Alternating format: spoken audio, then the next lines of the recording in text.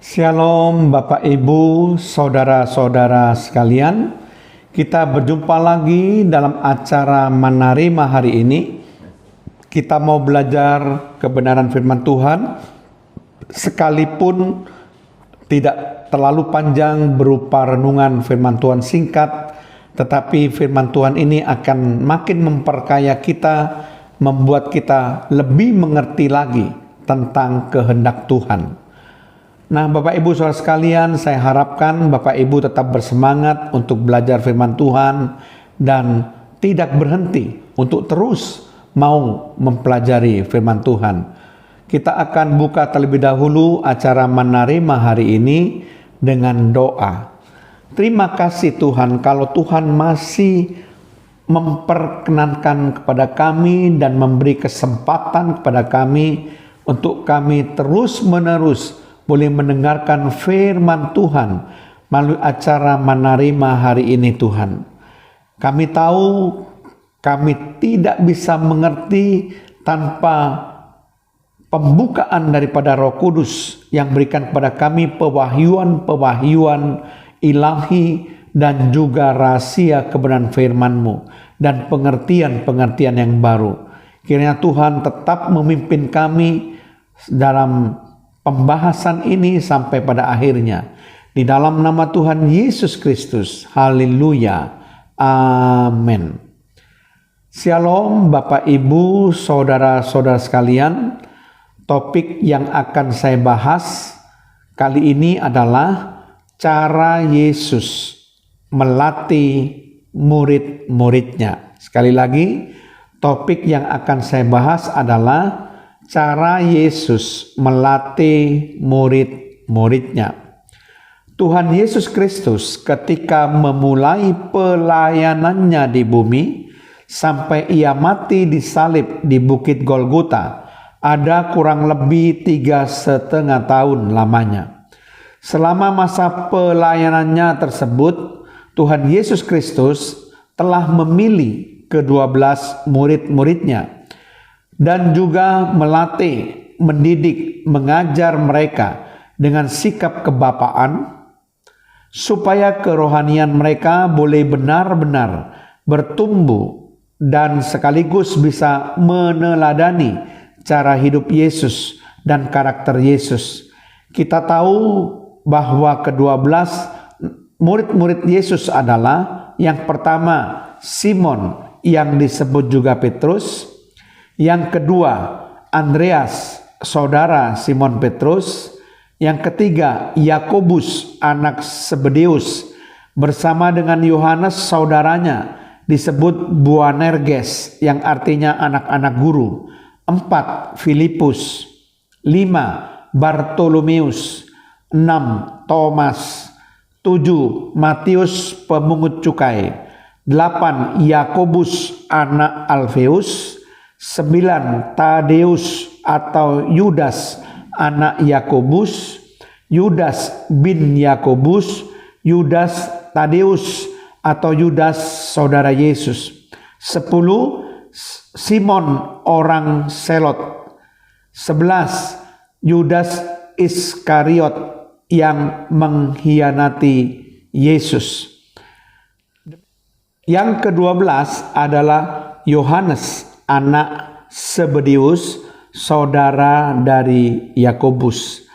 Di dalam memilih ke-12 murid-muridnya, Tuhan Yesus Kristus tidak melakukan secara sembarangan. Demikian juga ketika ia melatih ke-12 murid-muridnya. Nah, bagaimana cara Yesus melatih para muridnya ini? A.B. Bruce juga melihat masalah pelatihan ke-12 murid-murid Yesus merupakan proses kelanjutan setelah Yesus memilih murid-murid atau ke-12 rasul-rasul yang sudah dilakukannya.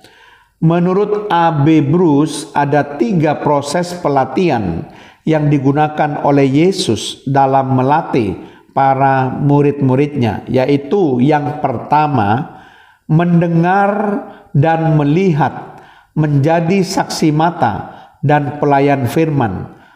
Lukas pasal yang pertama ayat pertama sampai ayat yang keempat. Para murid melihat dan menyaksikan secara langsung orang banyak datang untuk mendengar Yesus karena tertarik dengan ucapan-ucapan dan pengajaran Yesus. Bisa dilihat di Lukas pasal 6 ayat 17 sampai 49. Ucapan Yesus adalah ucapan-ucapan bahagia, peringatan dan perumpamaan. Yesus mengatakan, berbahagialah mata yang melihat dan telinga yang mendengar. Karena banyak yang ingin melihat tetapi tidak dapat melihat, dan banyak yang ingin mendengar tetapi tidak dapat mendengar.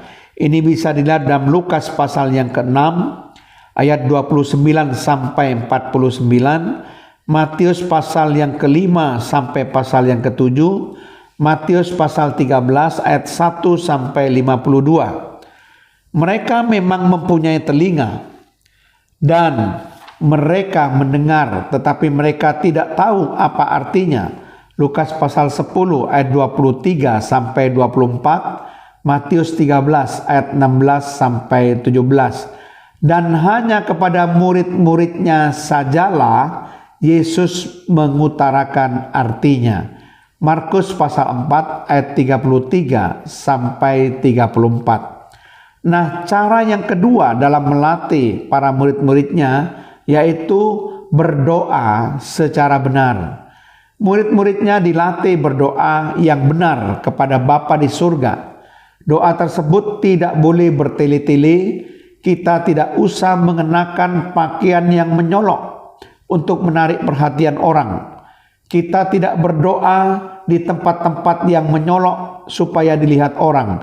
Kita juga harus berdoa dengan tidak jemu-jemu.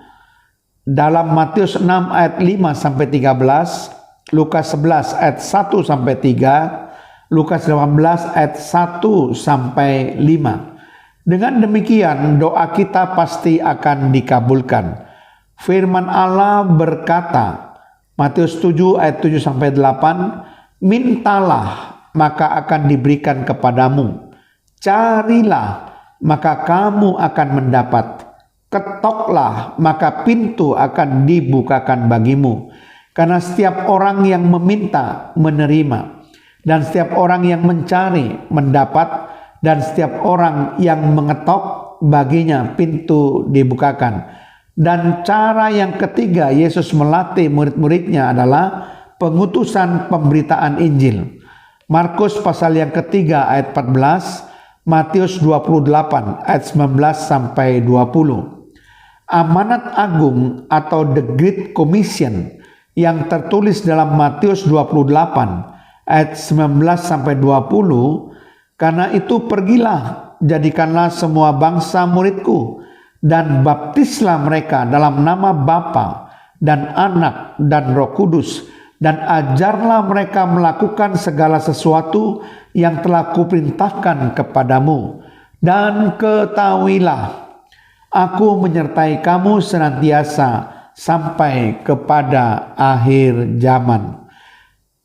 Yang merupakan suatu perintah Yesus yang harus dilaksanakan oleh semua orang percaya. Renungkan juga firman Tuhan yang terdapat dalam Roma 10 ayat 14 sampai 15. Tetapi bagaimana mereka dapat berseru kepadanya jika mereka tidak percaya kepada Dia? Bagaimana mereka dapat percaya kepada Dia jika mereka tidak mendengar tentang Dia? Bagaimana mereka mendengar tentang Dia jika tidak ada yang memberitakannya? Dan bagaimana mereka dapat memberitakannya jika mereka tidak diutus? Seperti ada tertulis, betapa indahnya kedatangan mereka yang membawa kabar baik. Nah, Bapak Ibu Saudara sekalian, menurut A.B. Bruce ada 3 cara di mana Yesus melatih para murid-muridnya, yaitu cara pertama mendengar dan melihat, menjadi saksi mata dan pelayan firman. Cara yang kedua berdoa secara benar.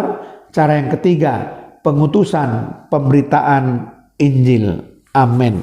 Terima kasih Tuhan kalau kami sudah belajar bagaimana cara Yesus melatih ke-12 muridnya, sehingga sungguh-sungguh muridnya menjadi murid yang tangguh dan juga bisa tahan menderita dalam setiap pemberitaan Injil Tuhan. Itu karena cara Yesus yang benar untuk menggembleng dan melatih mereka. Terpujilah namamu Tuhan, di dalam nama Tuhan Yesus Kristus. Haleluya. Amin.